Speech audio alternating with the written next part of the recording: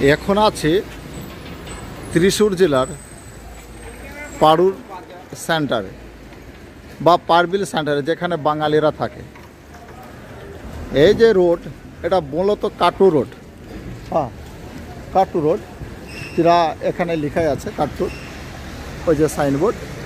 আর এই যে রোড, এখানে লেখা আছে জলবদ্ধতার কারণে যান চলাচল এই রোডের নিষিদ্ধ, কারণ রোডের ওপরে পানি উঠে গেছে বহুত। চলুন আমরা দেখে নিই। এতে আছে, আমরা রোড ধরে যাচ্ছি, দেখি রোডে কতটা পানি আছে আপনাদের দেখাচ্ছি।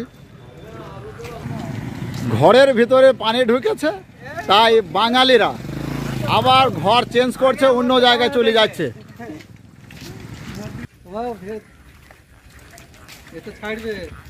অবস্থা খুব দাদা মুশকিল, খুব অসুবিধা ভাই। আমরা ঘরে গিয়ে আপনাদের ঘরে কি পানি উঠে গেছে? হ্যাঁ, পানি উঠে গেছে, তাই আমরা অন্য জায়গায় যাচ্ছি।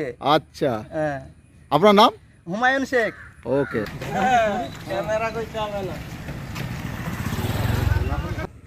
আমরা চলে এসেছি, বাঙালিরা মূলত এই বিল্ডিংটাতে থাকে।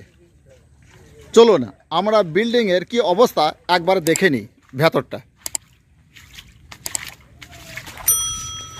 এই বিল্ডিং দেখুন তো, প্রত্যেক জায়গায় এই যে সব গুটি রেখে দিয়েছে। তার কারণ আছে কেন রেখে দিয়েছে, আপনাদের দেখাচ্ছি। প্রত্যেকটা ঘরে দেখেন কি হাল।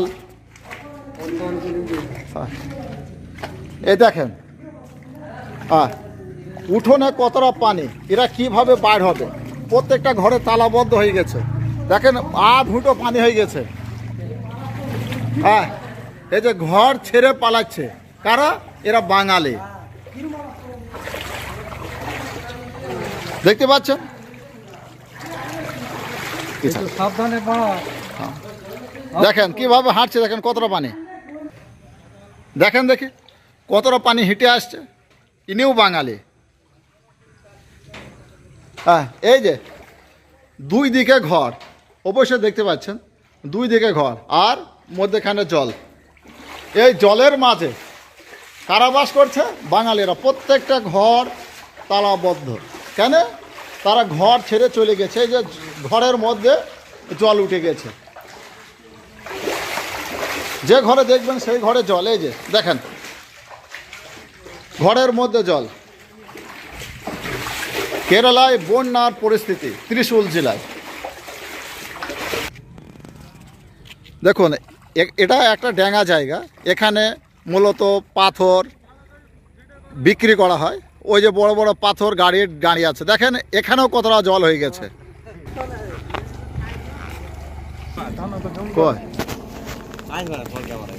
না,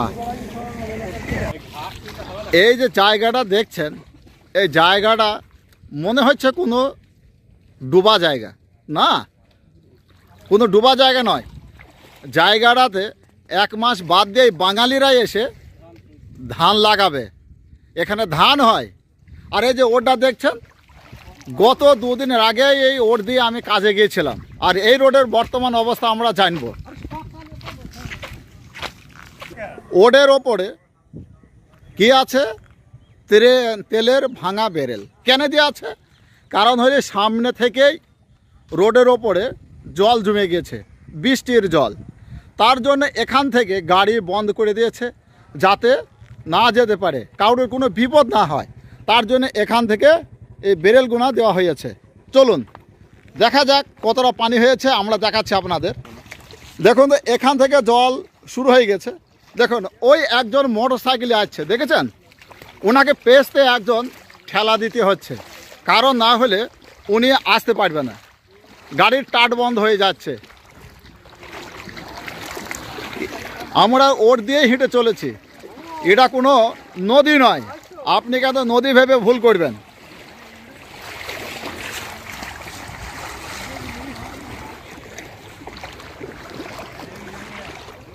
দেখুন তো ওই যে জলের মাঝে দাঁড়িয়ে আছে, বুঝতে পারছেন?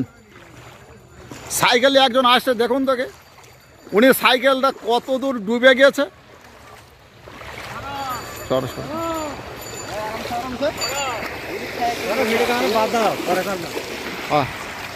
দেখেছেন, দেখেন কি হাল, দেখেন কতটা ডুবেছে, দেখেন সাইকেলটা দেখেন, ভালো করে দেখেন।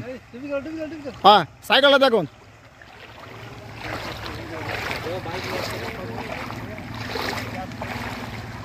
ওই একটা মোটর সাইকেল আছে, দেখুন তো কি হালটা হচ্ছে মোটর সাইকেলে। মোটর সাইকেলটা দেখলে আপনারা বুঝতে পারবেন যে কেরালায় সত্যি বান হয়েছে কিনা। হ্যাঁ,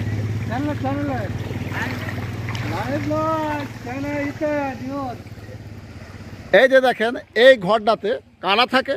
বাঙালিরা। কারা থাকে? উড়িষ্যার লোক। আর সেই ঘরটাই আজ জলে পরিপূর্ণ। দেখেন দেখি এই ঘরটায় ঢুকছে কতটা জল, বলুন। এর জন্য মাননীয় মুখ্যমন্ত্রীর কাছে, বাংলার মাননীয় মুখ্যমন্ত্রীর কাছে আবেদন, আপনি দেখুন, বাঙালিদের জন্য ভাবুন, বাঙালিরা কি কষ্ট থাকে এরা। এবং এ রাজ্যের মুখ্যমন্ত্রীর সাথে আপনি যোগাযোগ করুন, বাংলার মুখ্যমন্ত্রী। কারণ হলে এখানে যা অবস্থা, আর একদিন যদি জল হয় তো সমস্ত বাঙালিদের কাজ থাকবে না, আর কাজ না থাকলে তারা না খেয়ে মরতে হবে।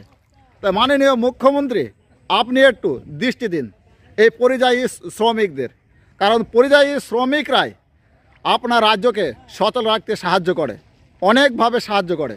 তাই আপনি তাদের কথা একটু চিন্তা করুন, নাহলে তারা আর চলতে পারবে না।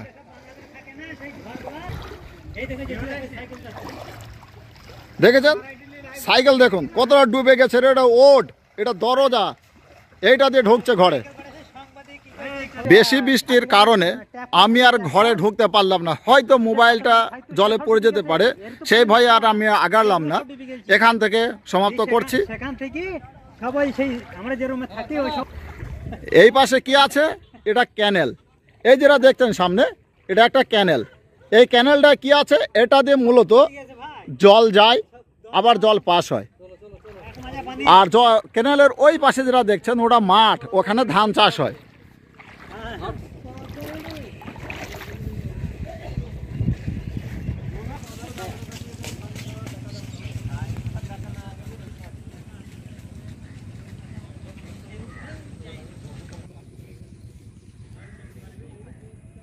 জল যখন এই দিকে যাবে, এই সাইডটায়, কোন সাইডে? এই সাইডে যাবে, তখন জল বাড়ে।